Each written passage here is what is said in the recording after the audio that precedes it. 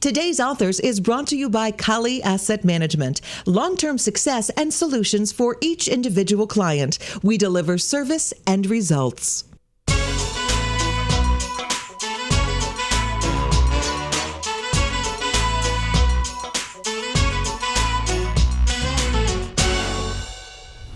Hi, and welcome to another edition of Today's Authors.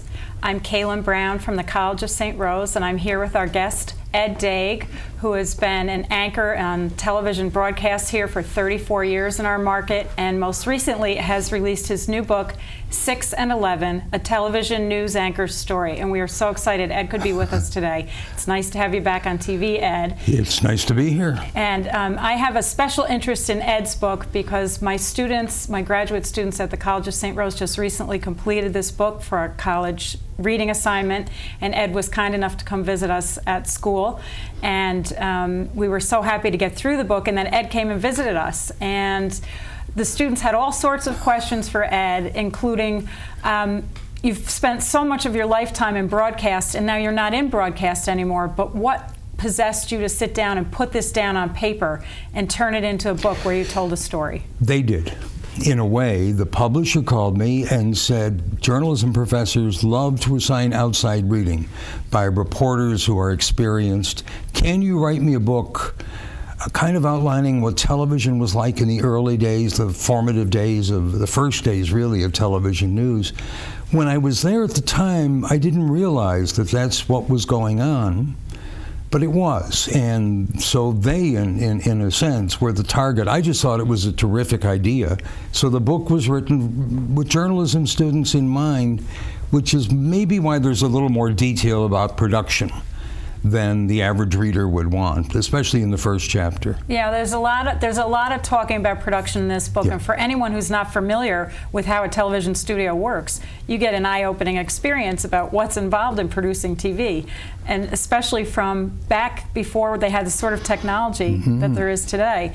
You've seen a world full of experiences in a newsroom and how the technology shifted. It was probably the most amazing thing of all of the 34 years in the business was the changing technology, because I started shooting black and white negative film because electronically it's easier to reverse it than it is to develop positive pictures. But let me tell you, trying to edit negative film, I mean, everybody looks at negatives, and when it was color, it was really insane. But on a little screen like this, sometimes I had no clue what the cameraman was exactly editing. But then came color film, and then came tape, and then came live, and the business so changed. I mention in the book that sometimes reporters had to leave because they couldn't adjust to some of the changing technology, and I think the biggest one was the emphasis on live. When I first started, every reporter would write out the stand-up and then memorize it, and it became within about 10 years, there was just no time to do that. You had to be able to go on live and be coherent and articulate, and there were some people who simply could not do that. Well, that was one of the biggest strengths you had in our market. I mean, I was a religious Ed Dague watcher my entire life, and I spent 18 years in newsrooms, so that was I only watched Ed Dague because I depended on you to give me what I needed to know from my television news. And I know other newsrooms did the same thing. But how do you go from being in front of that camera to sitting down with all those experiences and making a book out of it? I don't know, and I was really anxious about that because I never took a college writing course in my life. You know, I studied engineering, although I can't do any calculus anymore either. I didn't think I could, and I told my editor repeatedly, Dan Lynch, I need an awful lot of help with this. The first chapter I wrote was on my experiences with Erastus Corning, and he only offered one thing. I sent him the chapter, and he really liked it, but he said, you've identified a Channel 10 reporter as a gadfly reporter, and it clearly was Herb Starr. Why don't you name him? And that was my first encounter with the question then of who gets named and who doesn't. I didn't name Herb because it's not a very favorable reference, in fact, and I was reluctant to do that, but Dan helped me with that, and I know you worked with Dan Lynch as well. I did. So I started naming names. Just the facts, right? That's the part of reporting. Get out the facts. Exactly. And I didn't want to hurt anyone. When the book came out, I was interviewed by Paul Grondel of the Times Union, who in a sense was disappointed that there wasn't more dirt in it, I felt. He said to me, and it was not, I guess, in the paper or entirely on the record, but he said, gee, you must have known of affairs and people meeting women or men at the back doors, and none of that's in the book. And I said, of course. It's a factual book about journalism. It's not dirt about area TV people, and that's not in there. That's an interesting question that Paul would have raised to you, because in early journalism, we did not report on the dirt about, for instance, our politicians. Right. If you think back to the days of Roosevelt or Kennedy, for instance. Yep.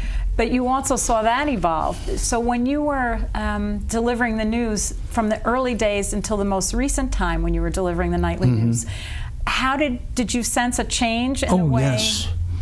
And some of it was really unpleasant. I understood when Keith Olbermann quit the first time, and he quit because he got sick of reporting on the Monica Lewinsky.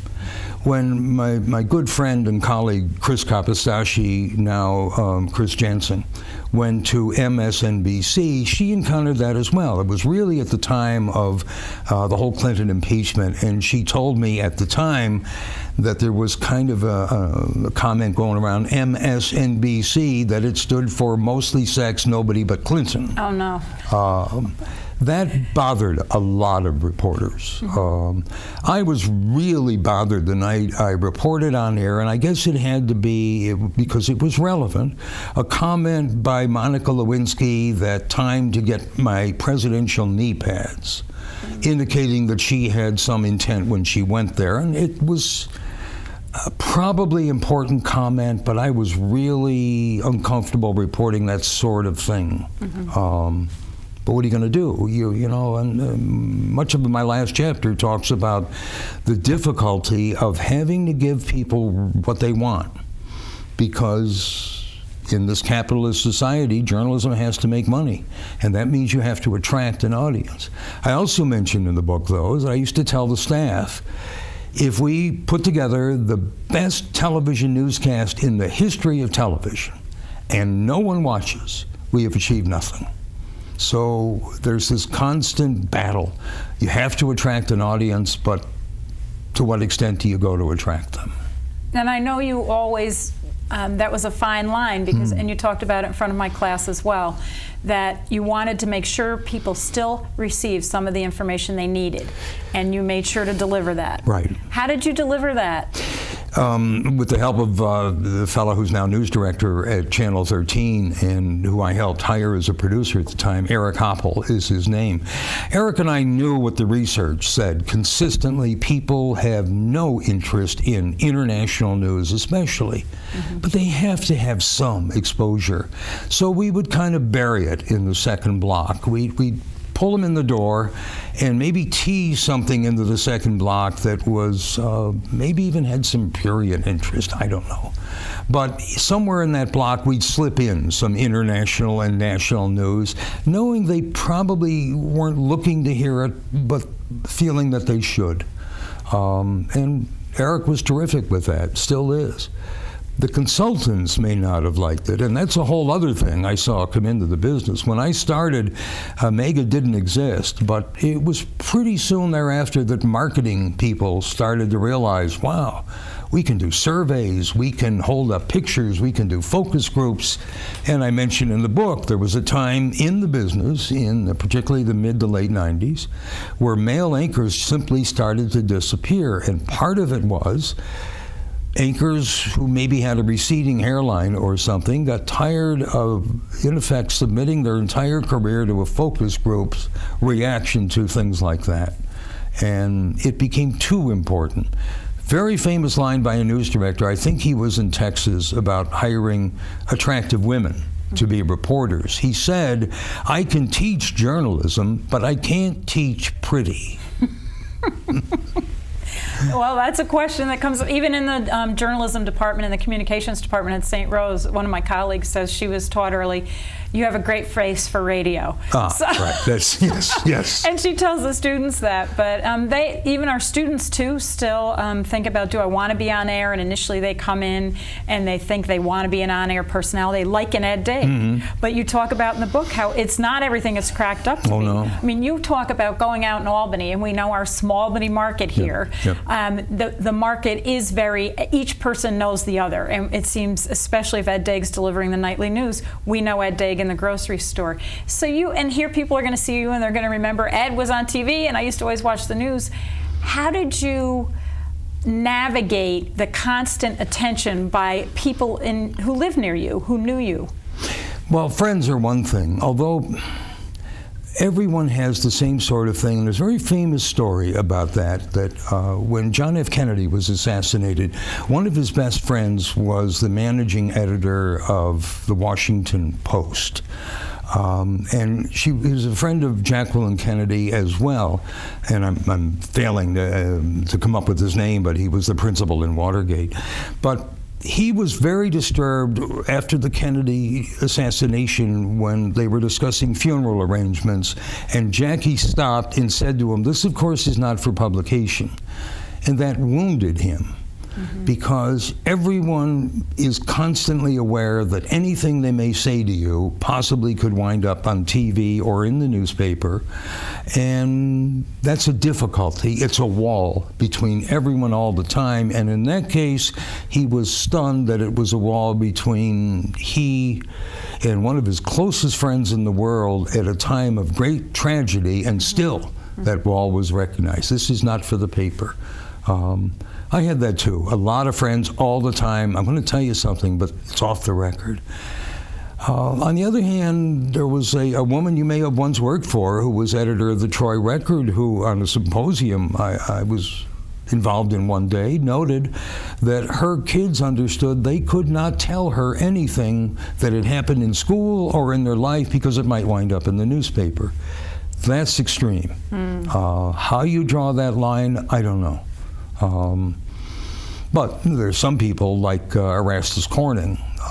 Well, let me go back further, though. I also note in the book that with politicians especially, there's an understanding of off the record, on the record.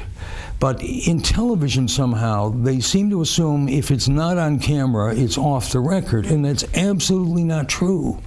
So I tell a story in the book of an area congressman who told me something very relevant. It was John Sweeney, when in his second term, when he was reelected and the Republicans scored big and there was now a much larger majority, they no longer needed the moderates from the Northeast to carry their basic votes in Congress. So John felt his position had diminished some. That's something that area viewers certainly should know. His constituents should know that. But when I asked him about it on air, right after he had told me about it, not off the record, but not on camera in studio, he dismissed it as, oh, something people always say. It's never true, never has been, never will be. And it was a lie. But you find you can't say, but wait a minute, you just told me, because you'd be saying that so often that it would actually start to affect your credibility, I felt. So you can't call them on it. And that distinction that you're talking about, where some people, especially politicians who are so savvy with the media, they don't recognize, okay, this is a newspaper reporter, this is a television reporter, and what's the difference, and what's the difference between on and off the record.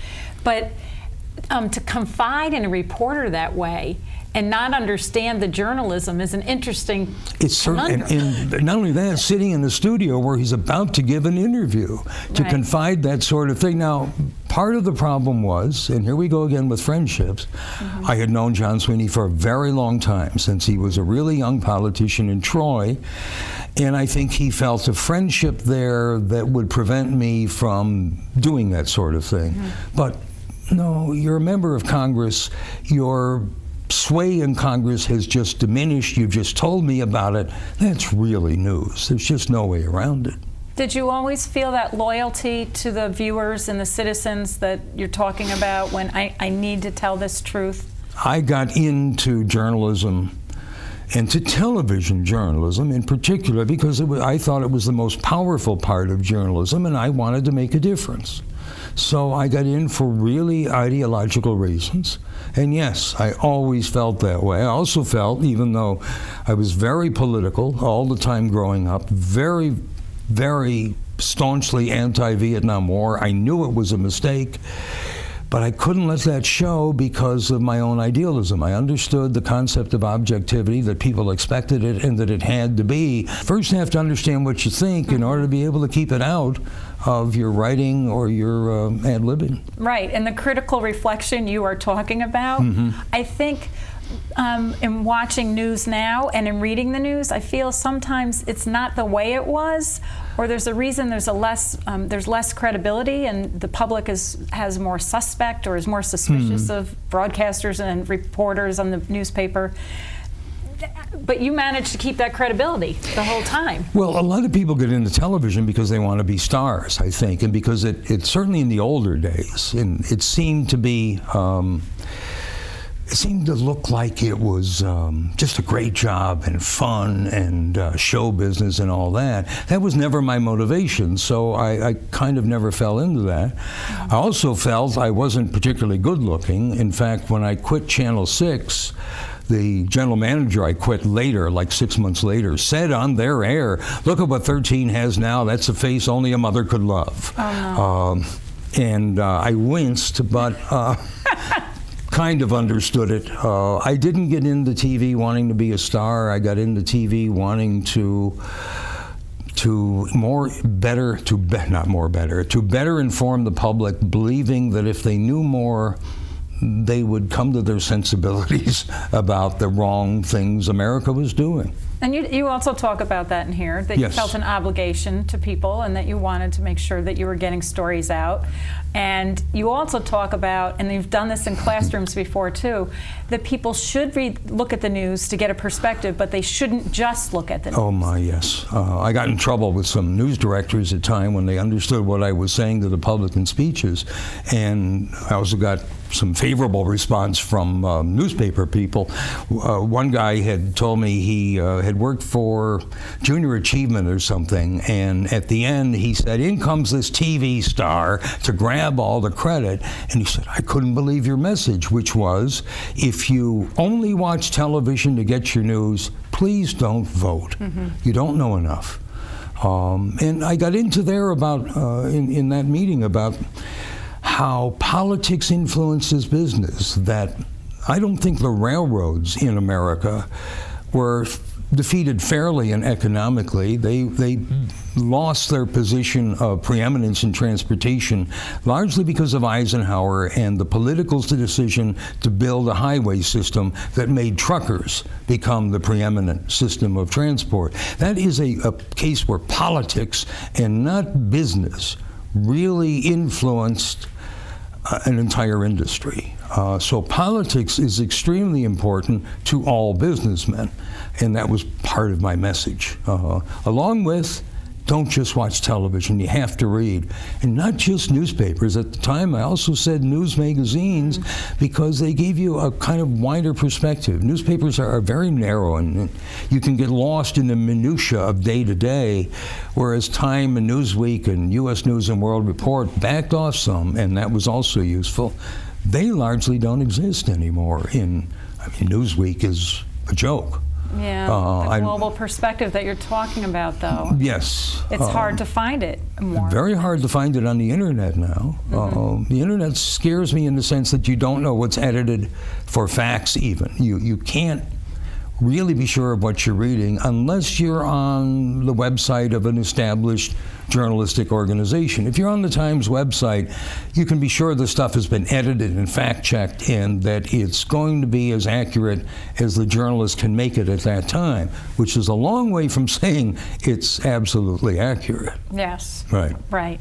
That raises some interesting questions about during your career on air, do you remember any of the mistakes or faux pas or things you thought, I wish I could take that back? One in particular really bothered me, and it was after the retaking of the Attica prison following the uprising, where I reported as fact the state police allegation that everyone who died in there of bullet wounds was killed by the inmates. In fact, we now know that was not true. They were almost all killed by police fire.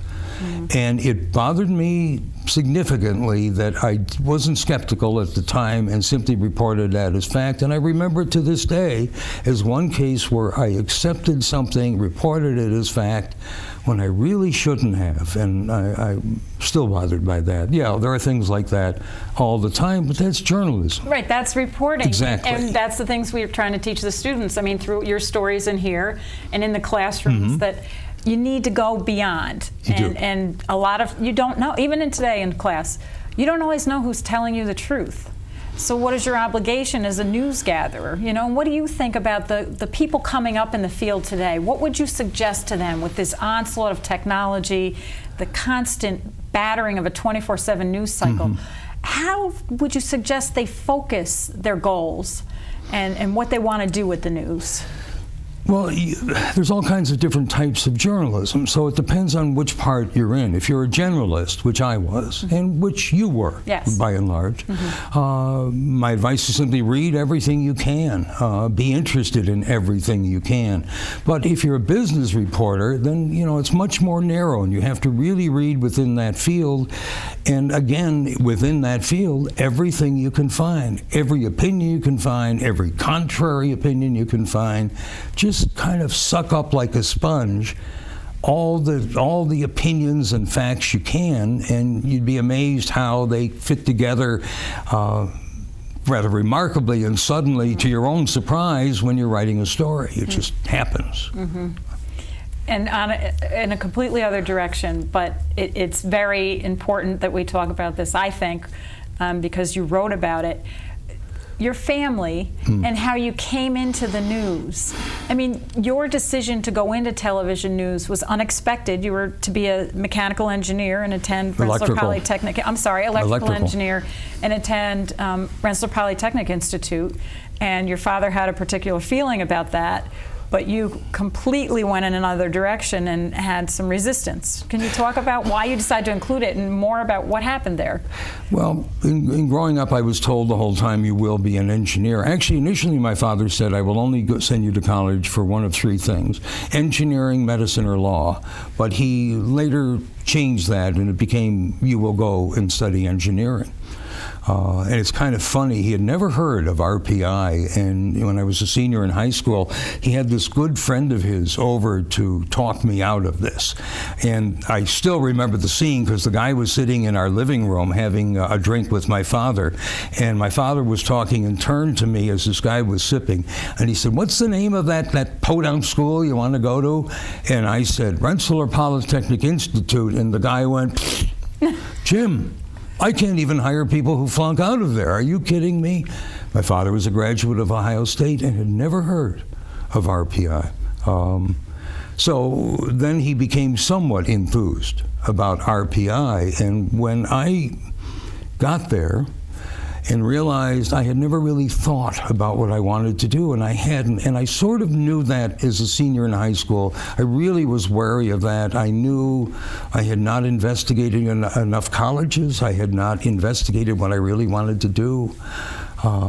He became angrier and angrier as I became more and more certain I didn't want engineering, until finally when I told him, I will finish this, but I won't work in it. I think I want to work in broadcasting. He terminated tuition. I will no longer pay for your education, so I didn't finish. I had one term left. Then I left and went to work in radio. Because RPI had allowed me to get the FCC license to run transmitters.